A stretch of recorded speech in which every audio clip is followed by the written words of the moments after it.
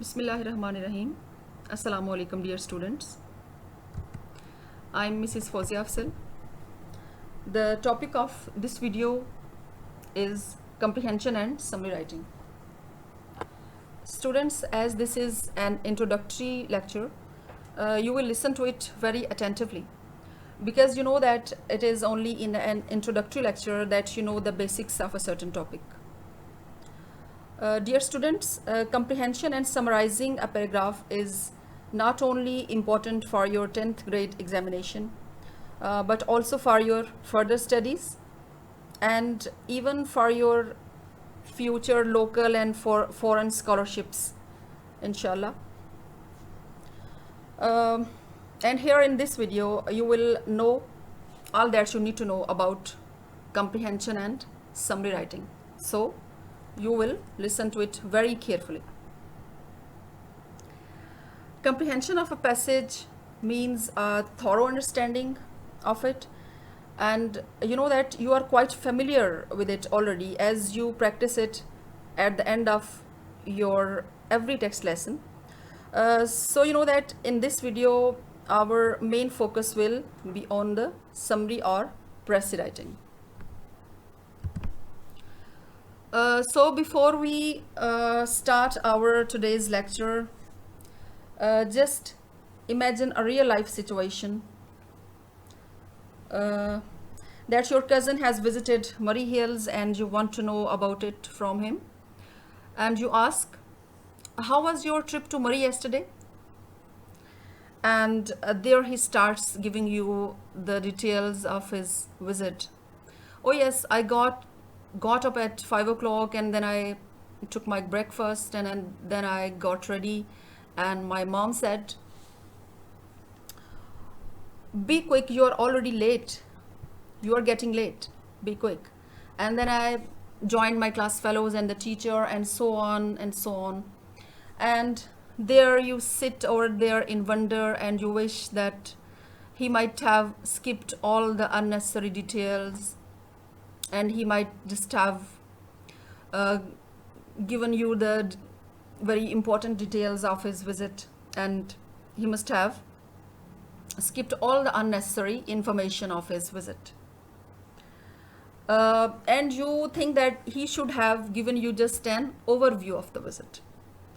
So you know that skipping out all the unimportant and unnecessary details from an original account is very important for us, and this is the art of summarizing a passage. And this is very important for all of us nowadays, because life has become over busy and we all need a well connected and well thought out narrative, whether it is our written or spoken expression. So this art of compression is called summary or precis writing. So let's see the definition of precis. Students,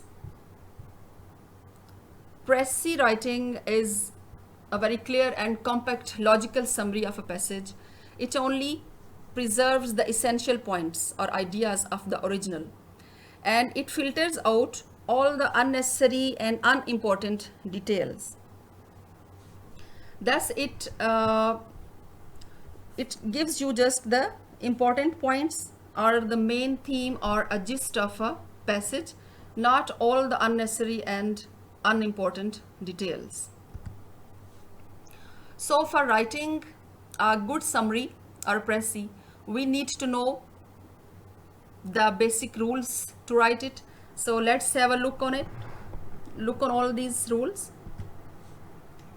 The first very basic rule is that whenever you get a passage to be summarized, then what you will be doing, you will read it again and again. You will read it even twice or thrice, and you know that more you will read it, the more you will get familiar to it. So when you will be reading it, you will focus on you will try to get that what is the main theme of the passage. The next rule is that while you are reading the passage carefully, you will mark or you will underline all the important ideas and essential points that you do not want to leave, that you do not want to skip. So you will be underlining all the keywords and all the important information that you think that the passage is all about these keywords. Then the next rule is omission. Omission means leaving out.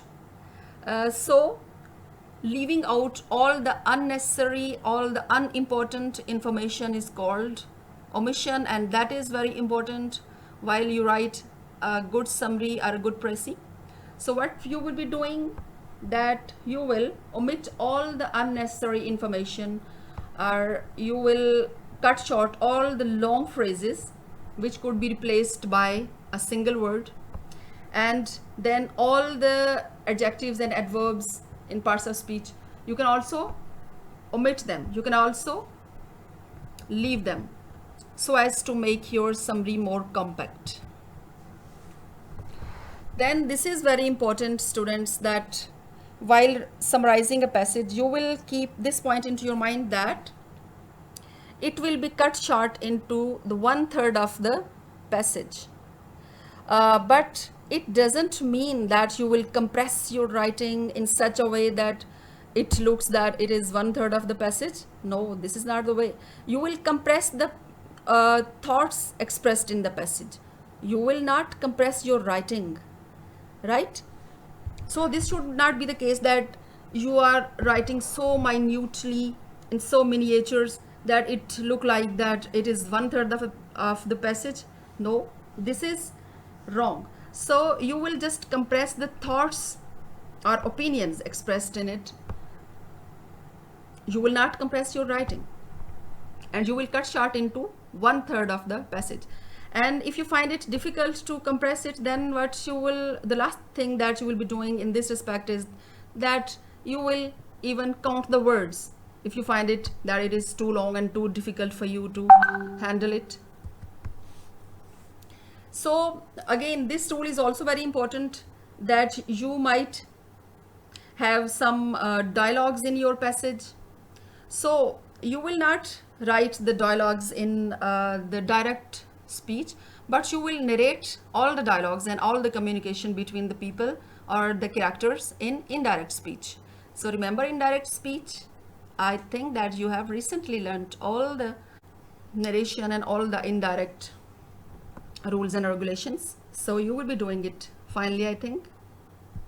So again, the next rule is that you will narrate the passage in your own words. But remember that you will not include your own ideas or opinions. You are just using your own words. You are not giving your own opinions. So you will also try to avoid any words from the original passage. Again, students, you are not supposed to give any kind of appreciative or critical comments on the ideas which are expressed in the passage. You will remain impartial. You will remain just an outsider. You are just a narrator. You will not give any kind of your own opinion, or you will not express your own thoughts in it. It means that you are using your own words, but you are not giving your own opinions.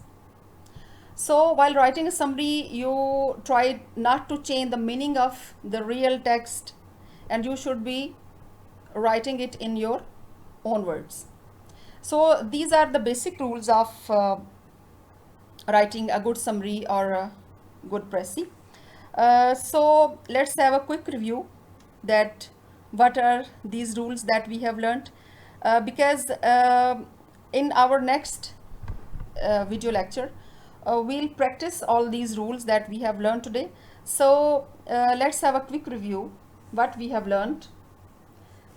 We have learned that we should read the passage uh, that we are going to summarize again and again, and we'll read it twice or thrice until we get the whole theme of it and the main points of it. Then the next tool that we learned is to underline the important points, the important information that we do not want to leave, that we do not want to omit. And then next point was that we should also know what to leave out, what to omit, the art of omission, the unnecessary details, so that we can filter out any kind of unimportant and unnecessary accounts. And then what we learned, then we learned that the length of the summary should be 1/3, and it doesn't mean that we will compress our writing, but it means that we will compress the passage, right? So then we learned the next tool that we should summarize a passage in an indirect speech, and our narratives should be in the third person, uh, and we will not give the dialogues in the direct speech, and we will narrate it into indirect. Then again we at last we learned that we will be using our own words, but we will not be giving our own opinions, and will not be giving any kind of critical or appreciative comments from our side, and we will remain impartial, and will remain just an outsider while narrating the passage. In our next video, we'll apply all these rules in summarizing some of the passages. So students, your today's home task is your comprehension questions. These are very easy. First two passages are very easy for you. You will read the first two passages from your grammar book. It is on your page number 38 and 39, and you will answer the questions which are given at the end. So this was all about today, and I hope that you must have followed today's lecture. Thank you and take care.